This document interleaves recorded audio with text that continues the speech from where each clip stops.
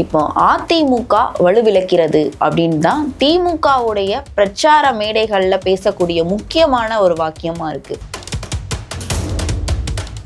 திமுக versus AIADMK அப்படிங்கிறது தான் தமிழகத்தினுடைய இன்றைய களமாக இருக்கிறது. கண்டிப்பா சார். இப்போ இந்த உட்கட்சி பிரச்சனைகள் அதை அமித்ஷா, அதாவது அதிமுக தலைமை சரி செய்யாம அமித்ஷா வரை இந்த பிரச்சனையை கொண்டு போறாங்க. எடப்பாடி பழனிசாமி சொல்றது கொள்கை கூட்டணி கிடையாதுங்கிட்டார். எங்க நோக்கம் ரெண்டு பேரோட நோக்கம் ஒரு நோக்கம், திமுக வீழ்த்தணும். பிஜேபி இருந்தா நாங்க அதை எதிர்ப்போம்னு சொன்னீங்க. என்னைய கேட்டீங்கன்னா அவர் அனுமதியே இல்லாம அமித்ஷா பார்த்துட்டு வந்துட்டார். கட்சி நீக்கிட்டு நேரம். நீங்க வல்லவரா நல்லவரான்னு பாத்தீங்கன்னா ஐயா செங்கோட்டையன் ஒரு நல்லவர். அவர் வல்லவர் அல்ல. வல்லவர் எடப்பாடி பழனிசாமி. அதனாலதான் கட்சியை கைப்பற்ற முடிஞ்சிருக்குது. இல்லைன்னா நீங்க ஏன் கூவத்தூர்ல கட்சியே வாங்கல, நீங்க ஏன் சிஎம் ஆகல? பதவிக்கு ஆசைப்படலங்கிறது ரெண்டாவது சார். அந்த பதவி ஏத்துட்டா நீங்க அதை செயல்படுத்த முடியுமா? அதுக்கான திறமை இருக்கா? இந்த திராவிட மாடல் அப்படிங்கிறது மோடியின் மாடலுடைய இன்னொரு வெர்ஷன். மோடி மாடல் 2.1 நீங்க வச்சீங்கன்னா பிராக்கெட்டா திராவிட மாடல் நீங்க போட்டுக்கணும். கண்டிப்பா சார். இனிமேல செங்கோட்டையன் அவர்களுக்கு அதிமுகல எதிர்காலம் உண்டா? அவர் கொஞ்சம் அவசரப்பட்டுட்டாரோன்னு தான் வெளியே இருக்கவங்களுக்கு தோணுது.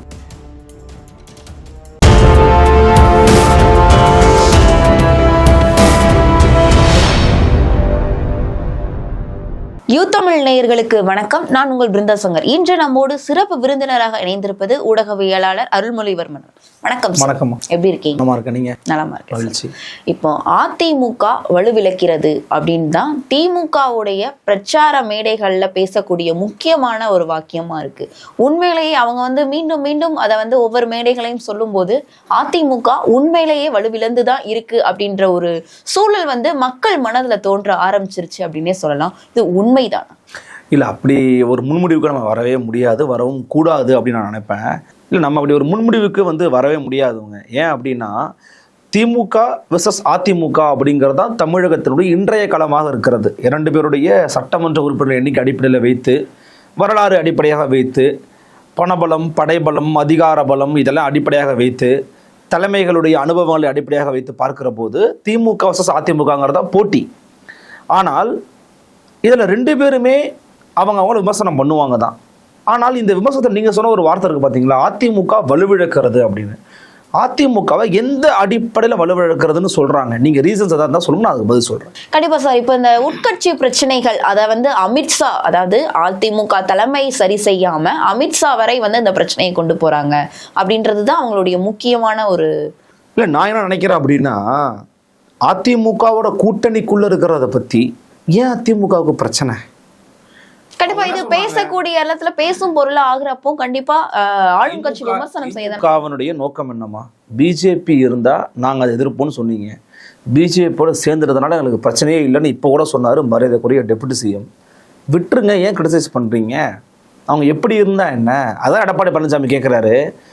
நீங்க தான் எங்களோட இந்த கூட்டணியில் சேர்ந்துருக்கிற கட்சியவே ஒழிக்கணும் தானே வேலை பார்த்துக்கிட்டு இருக்கீங்க. நீங்க சந்தோஷமா இருங்க, நன்றின்னு சொல்லுங்க, வாழ்த்துக்கள் சொல்லுங்க, பாராட்டுகள் சொல்லுங்க, ஏன் எங்களை பத்தியே பேசுன்னு கேட்கறாருல. அந்த டெஸ்பரேஷன் அவங்களுக்கு இருக்கு, ஒரு அவநம்பிக்கையான ஒரு சொல்ல அவங்க இருக்கிறாங்க. அதன் வெளிப்பாடு தான் அந்த வார்த்தையெல்லாம். நீ வலிமை எழுந்துட்ட, நீ மோசமா இருக்க, எப்போலாம் இருந்துட்டு போறான், உனக்கு என்ன, நல்லா நீ சந்தோஷமா இருப்ப. இப்போ மேட்ரு என்னன்னா, அதிமுகவனுடைய கூட்டணி தலைமை, அல்லது அவங்க சொல்ற என்டிஏ கூட்டணி தலைமை தமிழ்நாட்டுக்கு இன்னைக்கு யாரு?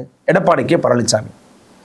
அந்த கூட்டணி எந்தெந்த கட்சிகள் இருக்காங்க? அதிமுக இருக்குது, இன்னைக்கு பாஜக இருக்குது, சில கட்சிகள் வரப்போறதா சொல்லியிருக்கிறாங்க, வருவாங்க அப்படி எதிர்பார்ப்பு ஒன்று இருக்குது. அப்போ பாஜகவுக்கு ஒருங்கிணைந்த அதிமுக தேவையா, அல்லது அவங்களுடைய கருத்தான்னு பார்த்தா அது அவங்க கருத்து கிடையாது. அவங்கள பொறுத்த வரைக்கும் ஒரே ஒற்றை நோக்கம் தான். இது கொள்கை கூட்டணியா? இது எடப்பாடி பழனிசாமி சொல்றது கொள்கை கூட்டணி கிடையாதுங்கிட்டார். எங்க நோக்கம் ரெண்டு பேரோட நோக்கம் ஒரு நோக்கம், திமுக வீழ்த்தணும். அதுக்காக நாங்கள் ஒன்றா சேர்ந்துருக்கிறோன்றார். Okay fine, let's do. இப்போ பிஜேபியோட நோக்கமும் அதுவாகத்தான் இருக்கிறது. அப்படிங்கிறதுனால எல்லாரும் சேர்ந்தோம்னா நல்லா இருக்கும்னு பிஜேபிக்கு வெளியில் இருக்கிற கருத்தை பற்றி ஒரு கருத்தை கேட்குறாங்க. இன்னைய தலைவர் யார்? மரியாதைக்குரிய நயனார் அவர்கள் தான் தலைவராக இருக்கிறார். அவரை கேட்கும்போது பார்ப்போங்க, ஆனால் முடிவெடுக்க போகிறது யாருங்கன்னு என்ன சொன்னார் அவர்?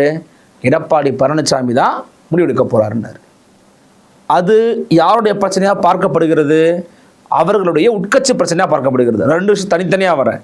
செங்கோட்டையினுடைய பிரச்சனைங்கிறது உட்கட்சி பிரச்சனை, நல்லா நீங்கள் புரிஞ்சுக்கணும். செங்கோட்டைன்னு ஒரு பிரஸ் மீட் வச்சு யார்கிட்ட கோரிக்கை வைக்கிறாரு? எடப்பாடி பழனிசாமி அவர்களுக்கு. அமைச்சர்கிட்ட கோரிக்கை வச்சாரு? மேனார்கிட்ட கோரிக்கை வச்சாரு? இல்ல திமுகவினுடைய தலைவர்கிட்ட கோரிக்கை வச்சாரா? சந்தேகமா இருக்கே. இல்ல, அப்ப எடப்பாடி பழனிசாமி கிட்ட தான் வச்சாரு. எடப்பாடி பழனிசாமி கிட்ட ஒரு அறையில உட்கார்ந்து பேச வேண்டிய விவகாரத்தை பொது வெளியில 15 பேர் 20 பேரை கூட்டி ஒரு பிரஸ் மீட்டை போட்டு வச்சாரு. அப்படின்றதுனால அவர் கட்சி பொறுப்புன்னு நீக்கப்படுறாரு. அது மட்டும் காரணம் அல்ல, ஒரு தலைமைக்கு நீங்க கெடு விதிக்கிறீங்க. 10 நாள் தான், எண்ணி 10 நாள்னு நீங்க சொல்லும்போது எந்த தலைமையா இருந்தாலும், நீங்க கூட அதிமுக பொதுச்செயலாளர் இருந்தா கூட காண்டாவீங்க. என்ன நம்ம கிட்ட பேசாம வெளியே உட்காந்து கெடு வச்சுக்கிட்டு இருக்கிற அப்படி தலைவர் அப்படின்னு உங்களுக்கு தோணும். அதனால அவர் நீக்கிட்டார், பொறுப்புகள் தான் நீக்கியிருக்கிறார், கட்சி விட்டு நீக்கல. என்னைய கேட்டீங்கன்னா அவர் அனுமதியே இல்லாமல் அமித்ஷா பார்த்துட்டு வந்துட்டார், கட்சி விட்டு நீக்கிருக்கணும் நேரம். அதையும் எடப்பாடி பழனிசாமி பண்ணணும்னு எனக்கு தெரியல. ஓகே, அது அவங்க இன்டர்னல் மேட்டர், நம்ம தலையிட தேவையான அவசியம் கிடையாது. ஸோ இன்டர்னல் இஷ்யூவை பற்றி கூட்டணி கட்சிகள் பேசவே முடியாது. இரண்டாவது, டிடிவி தினகரன் இன்னைக்கு கட்சி என்ன வச்சிருக்கிறாரு? அம்மா மக்கள் முன்னேற்ற கழகம்னு ஒரு கட்சி வச்சிருக்கிறார். ஐயா ஓபிஎஸ் கட்சியை விட்டு வெளியேற்றப்பட்டு தனியாக ஒரு அமைப்பை துவங்கிட்டார். அம்மாவின் ஆட்சி அமைப்பதற்கு எங்களுடைய அமைப்பு வேலை பார்க்கலாம்னு சொன்னார். ஆனால் இப்போ வரைக்கும் ஒரு வேலையும் பார்க்கலங்கிறது வேற. அப்போ இவங்களை சேர்க்கலாம், அந்த முயற்சி எடுக்கலான்னு பிஜேபி எண்ணுகிறது. யார் எண்ணுகிறது? பிஜேபி எண்ணுகிறது. அப்போ பிஜேபி இதை ட்ரை பண்ணுறாங்க. எடப்பாடி பழனிசாமிக்கு இருக்கு எந்த விதமான அப்ஜெக்ஷனும் அதில் இருக்க போகிறது இல்லை. நான் என்டிஏவின் தலைமை. நேற்று முன்னாள் அமைச்சர் வைகை செல்வன் தெளிவுபடுத்திட்டார். என்ன சொன்னார்? எடப்பாடி பழனிசாமியை முதலமைச்சர் வேட்பாளராக ஏற்கக்கூடியவங்க யாராக இருந்தாலும் இந்த வார்த்தையை அடிக்கோடிடணும், நீங்கள் ப்ரொமோல வைக்கணும். நீங்கள் எடப்பாடி பழனிசாமியின் தலைமையை ஏற்பவர்கள் யாராக இருந்தாலும் எங்கள் கூட்டணிக்கு வரலாம் என்பதுதான் முன்னாள் அமைச்சர் மரியாதைக்குரிய வைகை செல்வன் சொன்னது. அது யாருக்கெல்லாம் பொருந்தும்? ஓபிஎஸ்க்கு பொருந்தும், டிடிவி தினகரனுக்கு பொருந்தும், சசிகலாவுக்கு பொருந்தும், செங்கோட்டையனுக்கு பொருந்தும், சீமானுக்கு கூட பொருந்தும், அண்ணாமலைக்கு கூட பொருந்தும், விஜய்க்கு கூட பொருந்துங்க, எல்லாருக்கும் பொருந்தும். ஏத்துக்கிறதுனா வான்றார் அவர். எடப்பாடி பழனிசாமி சிஎம் ஏத்துக்கிறாரா? சிஎம் அண்ணன் சீமான் ஏத்துப்பாரா? ஏத்துக்க மாட்டார். ஏன்னா அவர் தனியா போட்டி போறாரு, தனித்து இயங்குறாரு, அவர் ஏத்துக்க போறதில்ல. ஃபைன், ஒவ்வொருத்தரும் அப்படி இன்ட்டு போட்டே வாங்க. அப்போ இன்னைக்கு அது ஏத்துக்கிறாரா டிடிவினா சேர்த்துக்க போறாங்க, இல்லைன்னா இல்லை. அவன் இன்டர்னல் ப்ராப்ளம், அது கூட்டணிக்குள்ள இருக்கிற ஒரு இது இல்லை. நான் என்ன கேட்குறேன், இந்த கூட்டணிக்குள்ள நடக்கிற ஒரு சாதாரணமான நிகழ்வை இவ்வளோ பேசுறீங்களே, அல்லது பேசுறாங்களே, உங்களை சொல்லலை, பேசுறாங்களே. திமுக கூட்டணிக்குள்ள ஆட்சி அதிகாரத்தில் பங்கு வேண்டும்னு கேட்ட கட்சிகளை அவங்க ஆட்களை உருவுற வேலையை திமுக பார்க்குது. யாருமே ஏன் பேச மறுக்கிறீங்க? ஓர் அணியில் தமிழ்நாடு என்ற தலைப்புல திமுகவுக்கு உறுப்பினர் சேர்க்கை நடத்தி கொண்டிருக்கக்கூடிய திமுகவுடைய தொண்டர்களை, நிர்வாகிகளை திருத்துறைப்பூண்டி சிபிஐ நிர்வாகி கண்டித்திருக்கிறார். என் வீட்டில் ஏன் வந்து நீங்க திமுக சேர்த்துக்கிட்டு இருக்கீங்க? ஓரணியில் தமிழ்நாடுங்கிறது கட்சிகளே அல்ல, திமுகவுக்கான உறுப்பினரை சேர்ப்பது. அப்ப திமுகவுக்கான உறுப்பினரை நீங்க திமுகவின் கூட்டணி கட்சி வந்து எடுக்கிறீங்களே, இது கூட்டணிக்கு செய்யக்கூடிய துரோகம் இல்லையா? இது கூட்டணிக்கு இழக்கக்கூடிய அநீதி இல்லையா? இது அந்த கூட்டணி கலகலத்து போக செய்யாதா? இது அந்த கூட்டணிக்கு விரிசலை உருவாக்காதோ? கட்சியவே காலி பண்றாரு, அதை பத்தி யாருமே பேசல, யாருமே அதை பத்தி யோசிக்கல, யாருமே அதை கண்டுக்கிறல. இங்க வந்து பெருசா தெரியுதுங்க அந்த கூட்டணிய. இந்த கூட்டணி 2021 அமைந்த போதே இவங்க இவ்வளவு சீட்டுகள் ஜெயிச்சாங்க. அப்ப டிடிவி அதுல இல்லை. இப்ப டிடிவியை சேர்த்துக்கலாம், பாமகவும் சேர்த்துக்கலாம், தேமுதிகலாம் வந்துட்டாங்கன்னா அந்த கூட்டணி பெருசாயிரும் அப்படிங்கிறது அவங்களுக்கு தெரியுது. அப்போ வெளியில இருந்து எப்படி ரோல் பிளே பண்ணலாம் அப்படிங்கிறத திமுக பாலிடிக்ஸில் பண்ண தான் செய்வாங்க. ஸோ திமுக பண்ணுறாங்க. அப்போ நெரேட்டிவை செட் பண்ணுறாங்க. கலகலத்து விட்டது, அடிமையாகி விட்டது, அப்படி போச்சு, கர்ச்சிஃபை மூஞ்சில் மூடிக்கொண்டே இப்படி ஒளிந்து பார்த்தார். எதையாத்தையாவது உருட்டு, காசா பணமா வாய் இருக்குன்னு நினைத்தாவது உருட்ட வேண்டியது தான். எங்க கர்ச்சிஃபில் முகத்தை துடைக்கிறதெல்லாம் ஒரு மேட்ராங்க. அதுவும் இன்னைக்கு இருக்க சமூக ஊடகங்கள் என்னன்னு தெரியும். இப்போ நான் பேசிகிட்டே இருக்கிறேன், டிஷ்யூ எடுத்து நான் கண்ணை தொடச்சேன்னு வச்சுக்கோங்களேன், உங்கள் எடிட்டர் கூட போடலாம், நெறியாளரின் கேள்விக்கு கண்ணீர் விட்டு அருள் போடலாம். ஆனால் உண்மை என்னங்கிறது உள்ள பார்த்தா தான் தெரியும். கண்டிப்பா நான் கண்ணீரும் விடல, துடைக்கவும் இல்லை, தூசு படிச்சுட்டு இப்படி எடுத்துன்னு நான் சொல்லுவேன் என்ன கேட்டாங்கன்னா. அவ்வளோதான் விஷயம். அப்போ என்னன்னா ஒரு அண்டர் த பெல்ட் நெரேட்டிவ்ங்க. அட்லீஸ்ட் நெரேட்டிவ்ல ஏதாவது ஒரு பிரயோஜனம் இருக்கணும். இந்த பிரச்சனைகள் எல்லாம் பார்க்கும்போது அதிமுகவை உடைக்கக்கூடிய வேலையை மறைமுகமா திமுக பண்ணுது. அதிமுகவெல்லாம் உடைக்க முடியாது. நீங்க அதிமுக கூட்டணியும் கேட்கறது மாத்தி கேட்கறீங்களான்னு தெரியல. அதிமுகவெல்லாம் உடைக்க முடியாது. இன்னைக்கு திமுகவே உடைக்க முடியாது, கட்சிகளெல்லாம் ஒருத்தரால் இன்னைக்கு சொல்ல உடைக்கவே முடியாதுங்க. அதெல்லாம் அந்த காலம் மலையேறி போச்சு. செங்கோட்டையன் கட்சியை உடைக்க போகிறார், அவர் தலைமையில் அதிமுக உருவாக போகிறார் நிறைய பேர் பேசினாங்க. செங்கோட்டையன் அவர்களுடைய அனுபவத்தையோ அவருடைய விசுவாசத்தையோ யாருமே தவறாக பேசலை, கொஸ்டினும் பண்ணலை. ஆனால் செங்கோட்டையன் ஒரு பவர் சென்டரானு கேட்டிங்கன்னா கிடையாது. அரசியலில் நல்லவனுக்கு மட்டும் பணி அல்ல, வல்லவனுக்கு தான் நீங்கள் பணி. நீங்கள் வல்லவரா நல்லவரான்னு பார்த்தீங்கன்னா ஐயா செங்கோட்டையன் ஒரு நல்லவர், அவர் வல்லவர் அல்ல. வல்லவர் எடப்பாடி பழனிசாமி. அதனால தான் கட்சியை கைப்பற்ற முடிஞ்சிருக்குது. இல்லைன்னா நீங்கள் ஏன் கூவத்தூரில் கட்சியே வாங்கலை, நீங்கள் ஏன் சிஎம் ஆகலை? பதவிக்கு ஆசைப்படலைங்கிறது ரெண்டாவது சார். அந்த பதவியை ஏற்றுனா நீங்கள் அதை செயல்படுத்த முடியுமா? அதுக்கான திறமை இருக்கா? நான் எல்லாரையும் புனிதராக்கல, எடப்பாடி பழனிசாமி புனிதருங்க சூப்பர் அப்படிலாம் சொல்ல வரல. நடக்கிற விஷயத்தை வச்சு நான் உங்கள்கிட்ட பேஸ் பண்ணி நான் பேசுகிறேன்.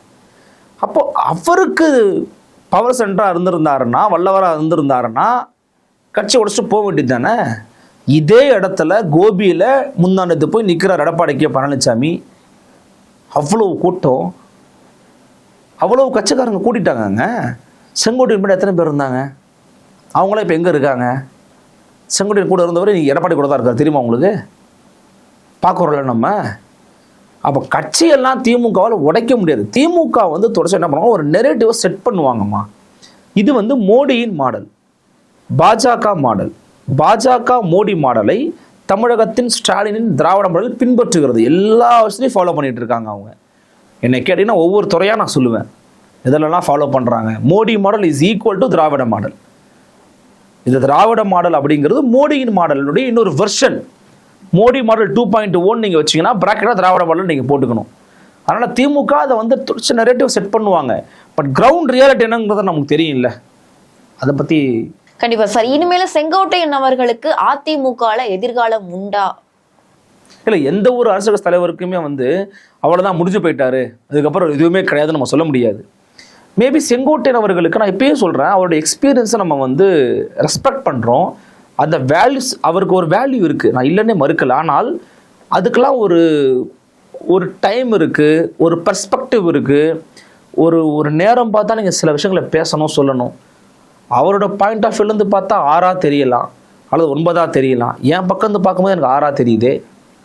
சில விஷயங்கள் சில நேரத்தில் வேற மாதிரி தான் அணுகணும். அவர் கொஞ்சம் அவசரப்பட்டுட்டாரோன்னு தான் அந்த வெளியே இருக்கவங்களுக்கு தோணுது. அவர் கொஞ்சம் அவசரப்பட்டாருங்கிறது தான் பொதுவான பார்வையாக இருக்குது.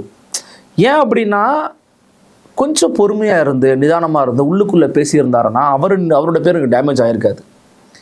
அவரே சொல்கிறாரு, நாங்கள் 5 பேர் போய் பார்த்தோன்னு சொல்கிறாரு. அந்த 5 பேரில் ஒருத்தர் கூட இப்போ வரைக்கும் எங்கள் வெளியே வந்து பேசலை. இன்னைக்கு சொல்றாருங்க சிவி சண்முகம் அவர்கள், இன்னைக்கு சொல்றாருங்க கட்சியில துரோகம் பண்ணவர்களை நீக்கினவங்கள மீண்டும் சேர்க்கணும்னு சொல்றதுக்கு நீ யாருன்னு கேட்கிறாரு. Who are you?